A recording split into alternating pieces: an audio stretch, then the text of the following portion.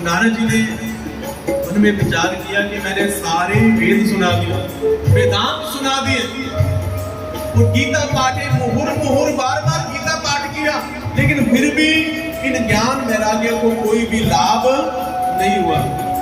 अब नारद जी को भी चिंता हुई। चिंता चिता समान है, खुद की तरह लग जाती है, मुर्दे को चिता जलाती है और जिंदे को चिंता खाती है। ये चिंता बड़ी खतरनाक है। नारद जी को चिंता हुई, नारद जी ने भगवान का ध्यान किया, आकाशवाणी हुई, नारद जी अगर आप ज्ञान वैराग्य को पुष्ट करना चाहते हो तो इनके लिए आप सत्कर्म कीजिए। क्या कीजिए? सत्कर्म। अब नारद जी की बुद्धि भी चकरा गई कि मैंने जो वेद पाठ किए, मैंने जो गीता का पाठ किया, मैंने जो वेदांत का पाठ किया, क्या ये सत्कर्म नहीं है? और तभी आकाशवाणी ने कहा कि ये सत्कर्म क्या है? ये आपको कोई संत बताएगा। कौन बताएगा? संत। अब नारद जी ने कहा कि अच्छा ठीक है।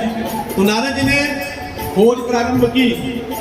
अब आकाशवाणी तो सभी ने सुनी, लेकिन जितने भी वहां पर सिद्ध महात्मा थे, वो संत थे ना, सभी के सभी डर गए कि महाराज नारद जैसा संत महापुरुष सत्कर्म के विषय में नहीं जानता तो हम कहां से जानेंगे। तो कईयों ने तो मौन व्रत रख लिया कि नारद जी से कोई बात ही नहीं करनी।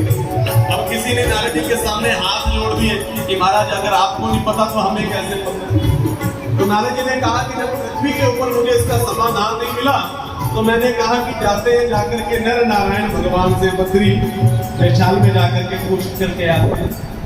इसलिए महाराज मेरी जो चिंता है, मैं ज्ञान और वैराग्य को पुष्ट करने के लिए, सत्कर्म करने के लिए बद्री नारायण भगवान की ओर जा रहा था और मेरे ऊपर कृपा हुई है बद्री नारायण भगवान की और आपका दर्शन मुझे हो गया। अब आप ही बताइए कि महाराज ये सत्कर्म क्या है? सनकादि ऋषि जोर जोर से हंसने लगे कि महाराज बगल में सोना और शहर में डंडोरा। आप सत्कर्म की बात कर रहे हैं कि महाराज ये सत्कर्म और कोई नहीं है, ये श्रीमद् भागवत महापुराण की कथा है। जो ज्ञान और वैराग्य को सुना दो और उनकी सारी बीमारी दूर हो जाएगी। उनको ने सुनाओ कथा और इसी कथा से वो खुश होंगे और दूसरा कोई सत्कर्म नहीं है। तो नारद जी ने कहा कि महाराज मैंने वेद सुना दिए, मैंने वेदांत सुना दिए, मैंने गीता पाठे मुहुर मुहुर। महाराज श्रीमद् भागवत महापुराण की कथा की बात कर रहे हो महाराज, ये श्रीमद् भागवत महापुराण तो इन सभी का सार है।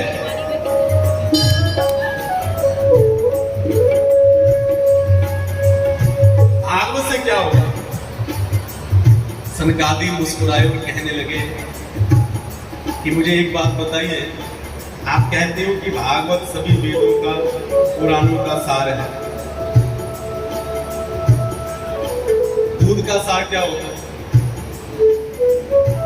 कहा कि दूध का सार होता है घी। सार किसे कहते हैं? जो अंत में प्राप्त होता है। हम घर में एक वृक्ष लगाते हैं ना, पौधा लगाते हैं, धीरे धीरे धीरे धीरे वो वृक्ष बनता है। वृक्ष बनने में उसमें फिर फूल आते हैं, फूल बनने के बाद उसमें फल आता है, तो फल के बाद वही जो फल होता है उसमें गुठली होती है, उससे फिर नए पौधे का निर्माण होता है। तो फल जो है वो वृक्ष का सार है। इसी प्रकार दूध में जो अंत में निकलने वाली वस्तु है वो क्या है? घी। अब आप कहते हो कि सार से क्या होगा? अब किसी ने अपने घर में पूरी बनाई, अब पूरी बनाते बनाते, पूरी तलते तलते घी समाप्त हो जाए, व्यक्ति मन में विचार करे कि महाराज अब घी नहीं है तो चलो कोई बात नहीं, अब अन्य जो पूरियां बचती हैं वो दूध में निकाल लेते हैं, तो दूध में पूरी निकलेगी? बताओ। जो काम घी कर सकता है ना वो दूध नहीं करता। अब आपने फल खाया, फल बड़ा मीठा था, आपने कहा कि जिस वृक्ष का फल इतना मीठा है वो वृक्ष कितना मीठा होगा, तो आपने कहा कि चलो वृक्ष को खाया जाए। तो वृक्ष की डाली को पकड़ा, अपने मुंह में डाला, तो आपके दांत बाहर आ जाएंगे, लेकिन आपको स्वाद नहीं आएगा। इसलिए महाराज जो काम भगवान की कथा कर सकती है, जो काम श्रीमद् भागवत महापुराण कर सकती है, वो अन्य पुराण, अन्य कोई नहीं कर सकता। प्रकार बंधुओं, भगवान की ये जो कथा है ना, श्रीमद् भागवत महापुराण, ये सार है। और ये कथा जब आप सुनोगे ना, तो आपको सारे पुराण, आपको सारे वेद, 4 वेद, ऋग्वेद, यजुर्वेद, सामवेद, अथर्ववेद, आपको सारे के सारे श्रवण करने का फल प्राप्त हो जाएगा। नारद जी प्रसन्न हो गए कि महाराज अब आप ऐसा कीजिए, अब आप ही इस कथा को कीजिए, क्योंकि मेरे पास तो कोई बक्ता नहीं। तो कहा कि महाराज ऐसा है कि हम हैं कहां पर? बद्री नारायण। जिनके लिए कथा करनी है वो कहां पर है? वो है वृंदावन में। अब एक बात बताओ कि कुआं प्यासे के पास आता है या प्यासा कुएं के पास जाता है? बताओ। प्यासा कुएं के पास जाता है। होना क्या है? भक्ति, ज्ञान और वैराग्य को हमारे पास कथा सुनने के लिए आना चाहिए। तो कहा कि महाराज वो तो बेचारे लेटे हुए, वो तो उठ भी नहीं सकते, वो धड़ाम से नीचे गिर जाते हैं महाराज। तो कहा कि महाराज जैसे मर्जी करके उनको आप लेकर के आइए। तो कहा कि महाराज बीच का कोई रास्ता निकालो। तो कहा कि बीच का रास्ता ये निकलेगा कि थोड़ा सा हम नीचे उतरते हैं, थोड़ा सा वो ऊपर की ओर चढ़े, और बीच में जहां पर मिल जाएंगे वहीं पर श्रीमद् भागवत महापुराण की कथा प्रारंभ हो जाएगी। तो बद्री नारायण से नीचे आए, तो वृंदावन से थोड़ा सा ऊपर चढ़े, तो बीच में कौन सा रास्ता आया? बोली गंगा मैया की। तो बीच में हरिद्वार तीर्थ आया। तो हरिद्वार में आनंद नाम के तट पर श्रीमद् भागवत महापुराण की उस पावन सरिता का प्रादुर्भाव हुआ, जिसमें व्यास जी बने, सनक सनंदन सनातन और सनत कुमार। जैसे ही पता चला कि हरिद्वार क्षेत्र में श्रीमद् भागवत महापुराण की कथा होने वाली, भृगु जी, वशिष्ठ जी, बड़े बड़े ऋषि महात्मा अपने चेलाओं को लेकर के सारे के सारे हरिद्वार की ओर भागने लगे। जो नहीं आ रहे थे, भृगु जी खींच खींच करके, पकड़ पकड़ करके ला रहे थे कि महाराज चलिए, क्योंकि भगवान की कथा का फल जितना सुनने का है ना, उतना किसी अन्य को सुनाने का भी है। प्रेम से जय श्री कृष्ण। अगर आप एक को भी लेकर के आओगे ना, तो भी आपको डबल फल मिलेगा। अगर 3 को लाओगे तो 3 गुना फल मिलेगा।